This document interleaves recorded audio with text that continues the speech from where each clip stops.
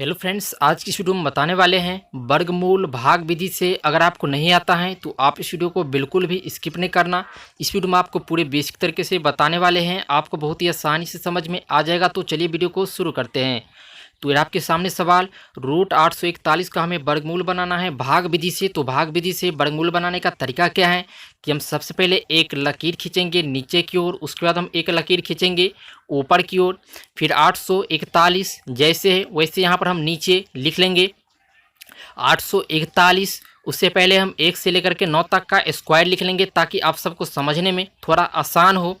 तो 1 का स्क्वायर 1 होता है, फिर 2 का स्क्वायर 4 होता है, 3 का स्क्वायर 9 होता है, 4 का स्क्वायर 16 होता है, 5 का स्क्वायर 25 होता है, 6 का स्क्वायर 36 होता है, 7 का स्क्वायर 49 होता है, फिर 8 का स्क्वायर 64 होता है, 9 का स्क्वायर 81 होता है।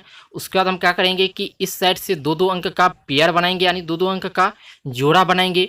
अब यहाँ पर एक जोड़ा बनने के बाद 8 सिंगल बच गया, तो सबसे पहले हम 8 को ही काटेंगे। और काटने का तरीका क्या है कि हम देखेंगे कि किस संख्या के स्क्वायर में 8 आता है। तो 2 का स्क्वायर कितना होता है 4, और 3 का स्क्वायर 9। अगर हम 3 मरतबे काटते हैं तो 3 का स्क्वायर 9 होता है, यानी 8 से ज़्यादा हो रहा है। तो 8 से ज़्यादा नहीं होना चाहिए, 8 के बराबर या 8 से कम। तो 3 मरतबे कटेगा नहीं। तो 2 का स्क्वायर कितना होता है 4, यानी 2 मरतबे ही कटेगा। तो 2 का स्क्वायर का मतलब होता है कि 2 गुने 2।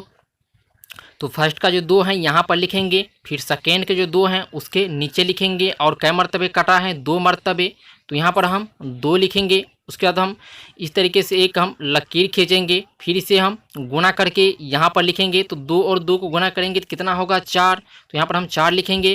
फिर यहाँ पर हम प्लस करेंगे और यहाँ पर माइनस करेंगे, फिर इसे हम ऐड कर लेंगे यानी जोड़ लेंगे। तो 2 और 2 को ऐड करेंगे तो कितना होगा 4, तो यहाँ पर हम 4 लिखेंगे। फिर 8 में से 4 माइनस हो जाएगा तो कितना बचेगा 4, तो नीचे हम 4 लिखेंगे। उसके बाद आपको यहाँ पर ध्यान रखना है कि एक अंक आपको कभी भी नहीं उतारना है।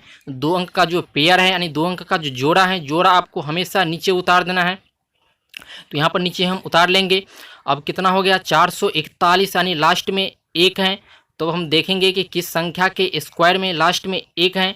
तो 1 के स्क्वायर में 1 है और 9 के स्क्वायर में 1 है। तो सबसे पहले हम एक मरतबे ही काट करके देखते हैं कि काटता है या नहीं। तो ये जो 4 है 4 हम यहाँ पर लिख लेंगे। उसके बाद 1 का स्क्वायर का मतलब होता है कि 1 गुने 1। तो फर्स्ट का जो 1 है हम यहाँ पर लिखेंगे, फिर सेकेंड का जो 1 है उसके नीचे लिखेंगे। अब इसे हम गुना कर लेंगे।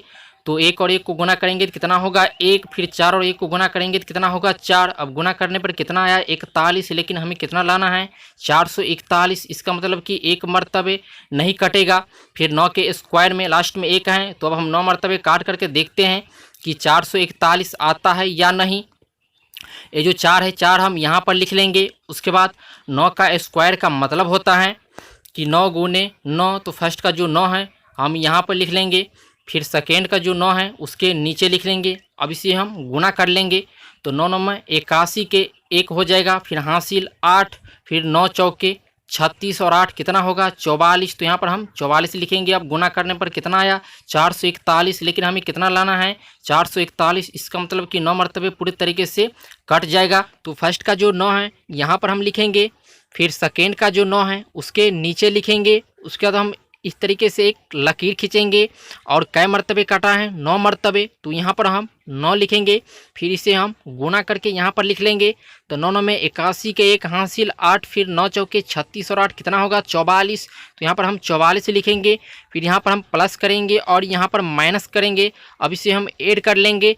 तो 9 और 9 मिलकर कितना होगा 18, 18 का 8 हासिल 1, फिर 4 और हासिल वाला कितना 5। तो यहाँ पर हम 5 लिखेंगे।